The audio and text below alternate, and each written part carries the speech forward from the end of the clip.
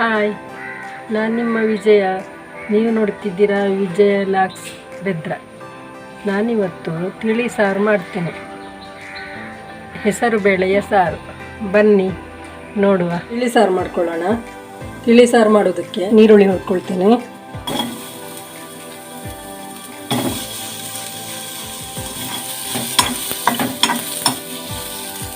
ತೆಂಗಿನೆಣ್ಣೆ ಅರ್ಧ tea spoon. ಸ್ವಲ್ಪ ಬಾಡಿಸಿದರೆ ಸಾಕು.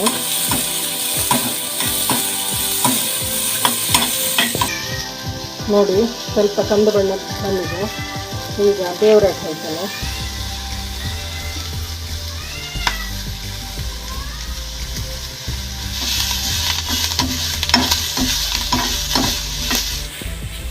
ನೋಡಿ, ಇದು ಹೆಸರು ಬೇಳೆ ತೊಳ್ಕೊಂಡಿದ್ದೇನೆ. ಇದಕ್ಕೆ ನೀರು ಹಾಕಿ ಬೇಯಲಿಕ್ಕೆ ಇಟ್ಕೊಳ್ತೇನೆ.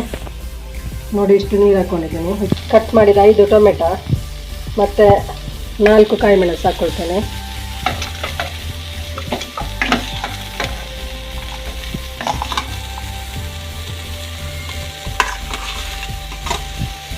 ಹುರಿದಿಟ್ಟಾದ್ಮೇಲೆ ರುಬ್ಬಿಕೊಳ್ಳೋಣ. ಇದು ಬೇಯಿದೆ. ಇದು ಈಗ ತಣ್ಣಗಾದ್ಮೇಲೆ ರುಬ್ಬಿಕೊಳ್ತೇನೆ. ನೋಡಿ, ಈಗ ಬೆಂದಿದೆ ಹೆಸರು ಬೇಳೆ. ಕಾಯಿ ಮೆಣಸು, ಕರಿಬೇವು ಮತ್ತು ನೀರುಳ್ಳಿ. ತಿಳಿ ಸಾರು ಅದು ಸ್ವಲ್ಪ ತೆಳುವೆ ಮಾಡೋದು. ವೈಟ್ ರೈಸಿಗೆ, ಎಲ್ಲ ರೈಸಿಗೆ ಒಳ್ಳೆಯದಾಗ್ತದೆ. ನಾವು ಹುಳಿ ಹಾಕ್ಕೊಳ್ಳಿಲ್ಲ. ಸ್ವಲ್ಪ ನೀರು ಸೇರಿಸಿಕೊಳ್ತೇನೆ.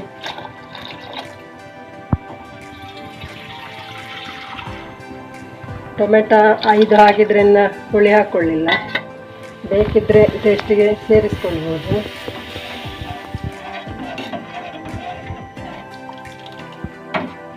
ಒಬ್ಬೊಬ್ಬರಿಗೆ ಹುಳಿ ಅಷ್ಟು ಇಷ್ಟ ಆಗೋದಿಲ್ಲಲ್ಲ, ಹಾಗಾಗಿ ಇಷ್ಟೇ ಸಾಕಾಗ್ತದೆ. ಈಗ ಉಪ್ಪು ಹಾಕ್ಕೊಳ್ತೇನೆ. ರುಚಿಗೆ ತಕ್ಕಷ್ಟು ಉಪ್ಪು ನೋಡ್ಕೊಂಡು ಹಾಕೋಣ. ಅರ್ಧ ಸ್ಪೂನು ಅರಶಿಣ. ತೆಂಗಿನೆಣ್ಣೆ ಹಾಕ್ಕೊಳ್ತೇನೆ, 1-2 ಸ್ಪೂನು. ನೋಡಿ, ಎಣ್ಣೆ ಬಿಸಿ ಆಯಿತು. ಈಗ ಸಾಸಿವೆ ಹಾಕ್ಕೊಳ್ತಿದ್ದೀನಿ.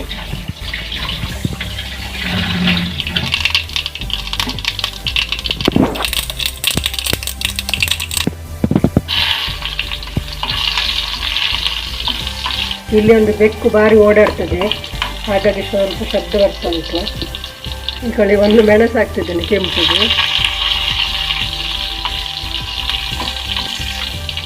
ಅದೊಂದು ಗಂಟ ಬೆಕ್ಕು ಭಾರಿ ಉಪದ್ರ ಕೊಡುದು.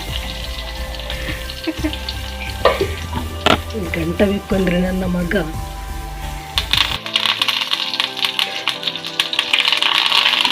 ದೇವರ ಹಾಕ್ತಿದ್ದೀನಿ.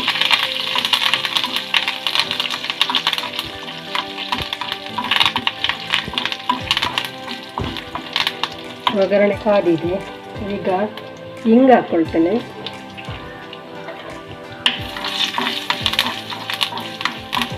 ನಾವು ಯಾವುದೇ ದಾಲ್ ಉಪಯೋಗಿಸಿದ್ರೆ ಸ್ವಲ್ಪ ಹಿಂಗೆ ಹಾಕಿದರೆ, ಬೆಳ್ಳುಳ್ಳಿ ಹಾಕಿದರೆ ಒಬ್ಬೊಬ್ಬರು ಹಾಕೋದಿಲ್ಲ, ಆದರೂ ನಾನು ಸ್ವಲ್ಪ ಹಾಕಿದ್ದೀನಿ. ಈಗ ಒಂದು ತಿಳಿ ಸಾರು ರೆಡಿಯಾಗಿದೆ.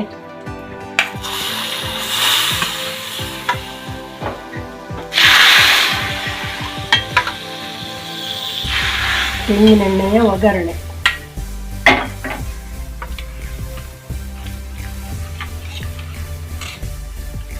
ನೋಡಿ ಹೇಗೆ ಬಂದಿದೆ, ಕಲ್ಲರೆಲ್ಲ.